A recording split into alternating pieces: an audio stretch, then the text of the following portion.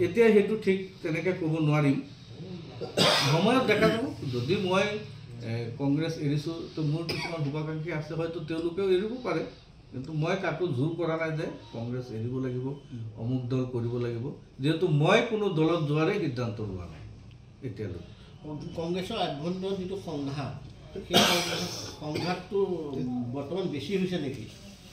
সংঘাতটো ধৰক এইবিলাক কংগ্ৰেছৰ সংঘাত সেইবিলাক ধৰক ডাঙৰ ডাঙৰ নেতাসকলৰ লিডাৰসকলৰ কথা মোৰ নিচিনা এজন সৰু কৰ্মকৰ্তাই এই বিষয়ে মানে মাত নমতাই ভাল গতিকে মই এটাই ক'ম যে কংগ্ৰেছেই হওক বিজেপিয়েই হওক এজিপি বিধায়ক ডাঙৰীয়াৰ লগত মোৰ ব্যক্তিগতভাৱে কোনো আজিলৈকে কোনো ধৰণৰ ব্যক্তিগত কেছ নাই যদিও মানে কিছুমান মইমতালি আৰু একানৈকত্ববাদ চামগুৰি সমষ্টিত চলি আছে চামগুৰি কংগ্ৰেছত সেইকাৰণে সেই বিষয়ে মই ক্ষুণ্ণ হৈছোঁ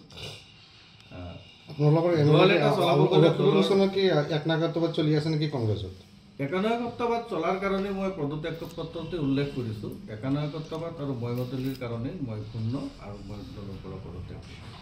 আপোনাক দেখা গৈছে যে ৰকিবুলৰ একা সময়ত এটা ঘনিষ্ঠ সম্পৰ্ক আছিল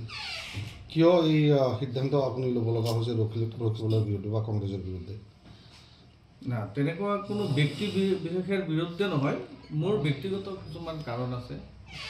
ধৰক মই যেনেকৈ দলৰ কাম কৰিব বিচাৰিছোঁ সেইমতে মই কৰিব পৰা নাই পৰৱৰ্তী সময়ত আপোনাৰ ৰাজনৈতিক জীৱন কোনফালে যাব সেই বিষয়ে মই এতিয়ালৈকে কোনো সিদ্ধান্ত লোৱা নাই যে মই কোন দলত যোগদান কৰিম তেনেকুৱা সিদ্ধান্ত মই লোৱা নাই মোৰ ধৰক এডভাইজাৰ আছে মোৰ পৰিয়াল আছে মোৰ লগত বহুত মানুহ আছে তেওঁলোকৰ লগত আলোচনা কৰিম তেওঁলোকে যদি মোক কিবা পৰামৰ্শ দিয়ে সেই বিষয়ে মই চিন্তা চৰ্চা কৰিম নহ'লে মই হয়তো ৰাজনীতিয়ে কৰিব লাগিব বুলি তেনেকুৱা কোনো কথা নাই মানুহতো এনেও ৰাজনীতি নোহোৱাকৈতো বহুত মানুহ আছে থাকিব পাৰিম কিন্তু আপোনালোকে নিউজত পোৱা নাই শিৱসাগৰ ডিষ্ট্ৰিক্ট কংগ্ৰেছৰ গোটেই টীমটোৱে কালি পদত্যাগ কৰিছে এইবিলাক কাৰণে এই নেতাসকলৰ আচাৰ ব্যৱহাৰ এতিয়াও যদি ৰজাৰ দৰে ব্যৱহাৰ কৰে নেতাসকলে কৰ্মীসকলক তেতিয়া কৰ্মীসকলতো ক্ষুণ্ণ হ'বই আচলতে নেতা কেনেকুৱা হোৱা উচিত নেতা মানে কি আমাৰ মাজৰ পৰা কোনোবা এজনক ভোট দি আমি তেখেতক নিৰ্বাচিত কৰি দিছোঁ আমাৰ ৰাইজৰ কাম কৰিবৰ কাৰণে